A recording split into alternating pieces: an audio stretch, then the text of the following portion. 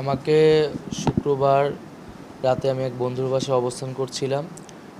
শনিবার দিবাগত রাতে 2টা থেকে 3টা নাগাদ সেই বাড়িতে প্রায় 20 থেকে 30 সদস্যের একটা টিম ডিবি পুলিশ পরিচয়ে গেট ভেঙে ঢুকে আমাকে সেখান থেকে তুলে নিয়ে যায় এবং তারা গাড়িতে উঠিয়ে আমার চোখে 3-4 স্তরে কাপড় বিশিষ্ট একটি পর্দা লাগিয়ে দেয়, চোখ বেঁধে ফেলে এবং আমার হাতে হ্যান্ডকাপ পরানো হয় এবং আমাকে পরবর্তীতে তারা গাড়ি চালিয়ে একটি বিল্ডিংয়ে নিয়ে একটি রুমে নিয়ে যায় এবং আন্দোলন সম্পর্কিত নানা জিজ্ঞাসাবাদ করে যে আন্দোলন আমরা কেন করছি, এই আন্দোলনের উদ্দেশ্য কী, আমরা কেন কর্মসূচি প্রত্যাহার করছি না এবং পরবর্তীতে আমার উপর মানসিক এবং শারীরিক নির্যাতন তারা শুরু করে এবং এক পর্যায়ে আমি সেন্সলেস হয়ে যাই এবং এরপরে আমার সেখানে কোনো আর স্মৃতি নাই। আমি আজ সকালে 4টা থেকে 5টা নাগাদ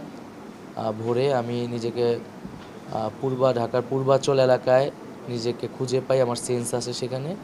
পরবর্তী দেখি সেটা জলছিরি পূর্বাচল এলাকা। আমি সেখান থেকে বাসায় এসে এবং পরে আমার পরিবারের সদস্যরা আমাকে হাসপাতালে নিয়ে আসে। আমার 2 হাত 2 কাঁধ এবং আমার বাম পা দীর্ঘ ক্ষত হয়েছে সেখানে। মানসিকভাবে আমি ট্রমার ভিতরে আছি। আমি মনে করি যে আমাদের বৈষম্য বিরোধী ছাত্র আন্দোলনকে ছত্রভঙ্গ করার জন্য আমাদের সমন্বয়কদের নিয়ে নানা ধরনের এখানে প্রহসন এবং নাটক করা হচ্ছে। এখানে আমাকে গুম করা হয়েছিল, অন্যদেরকে নিয়ে মিডিয়ায় নানা ধরনের বিভ্রাট তৈরি করা হচ্ছে, নানা ধরনের বিভাজন সরকারের জায়গা থেকে তৈরি করা হচ্ছে, আমাদের একতাকে নষ্ট করা হচ্ছে এবং ইন্টারনেট না থাকার কারণে এবং নিরাপত্তা সংকট থাকার কারণে আমরা একসাথে বসতে পারছি না, একসাথে আমরা যোগাযোগ করতে পারছি না।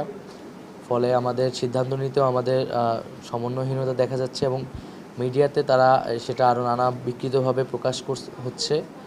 আমি মিডিয়ার কাছে অনুরোধ করব যে আমাদের বক্তব্যগুলোকে সুস্পষ্টভাবে প্রচার করার জন্য এবং আমাদের যে নিরাপত্তাহীনতা সেটা জনগণের সামনে আমরা বলছি যে আমাদের আন্দোলনকারীদের সরকার একদিকে দাবি আদায়ের কথা বলছে, আলোচনার কথা বলছে, মহামান্য আদালত আমাদের পক্ষে রায় দিচ্ছে, কিন্তু সরকার আরেকদিকে আমাদের কিন্তু হেনস্থা করছে নানাভাবে।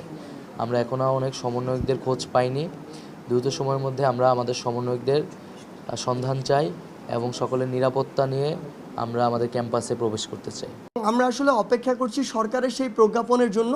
প্রজ্ঞাপনটি যখন আসবে তখন সেটিতে সকল গ্রেড রাখা হচ্ছে কিনা এবং ফাইনালি কত % রাখা হচ্ছে সেটা দেখে আমরা বলতে পারবো যে আমাদের আসলে প্রতিক্রিয়াটি কি, এটি পজিটিভ প্রতিক্রিয়া হচ্ছে নাকি নেগেটিভ হচ্ছে। কারফিউ বিদ্যমান থাকার কারণে শাটডাউন যে কর্মসূচিটা আমাদের ছিল, এই শাটডাউন কর্মসূচিটা আমরা রাখছি না। 1 নম্বর বিষয়, শাটডাউন কর্মসূচি থাকছে না, কিন্তু আমাদের পরবর্তী 48 ঘন্টার আমরা আলটিমেটাম দিচ্ছি।